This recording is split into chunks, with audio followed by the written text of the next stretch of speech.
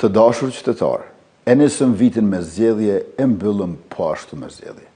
4 palë zgjedhje gjithsej, duke përfshirë edhe raundin e balotazhit në 17 komuna. Secila ishte e lirë, e rregullt, pa incidente dhe me rezultatet pranuara nga të gjithë. Kosova nuk ka nevojë ta kaloj testin e demokracisë. Kosova është tashmë shembull i demokracisë. Ju falenderoj për angazhimin dhe mirëkuptimin, ju përgëzoj për pjekurinë e lartë politike dhe qytetare.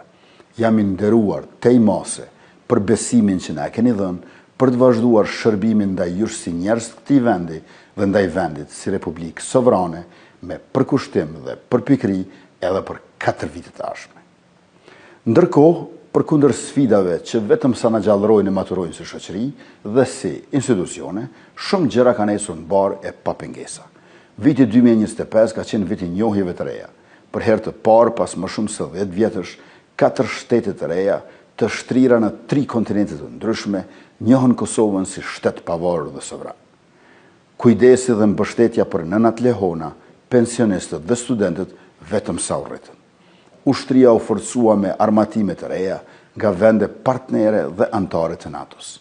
Të qenit edhe Nikoqir, përveç se pjesëmarrës në Defender Europe 25 është moment historik për Kosovën.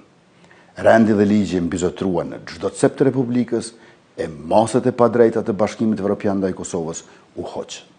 Vitin 2026 e fillojmë me zell edhe më të madh dhe me qëllim gjithmonë të qartë.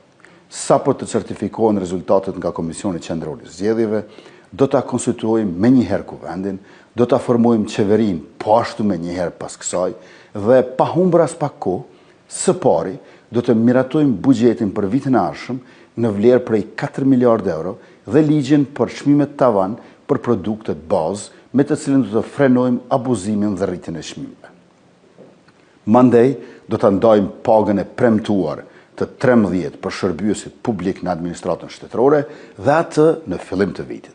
Do ta heqim kufizimin e punësimit për veteranët e ushtrisë shqiptare të Kosovës në mënyrë që të mos kenë nevojë të zgjedhin ndërmjet vendit të punës dhe beneficioneve nga shteti.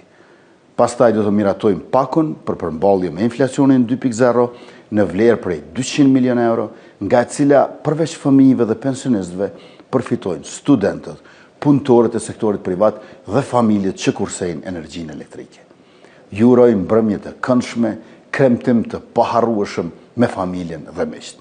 Jam zotuar para jush për siguri dhe begati. Ju siguroj një vit të ri të sigurt dhe të begat. Natën e mirë dhe mirupafshim.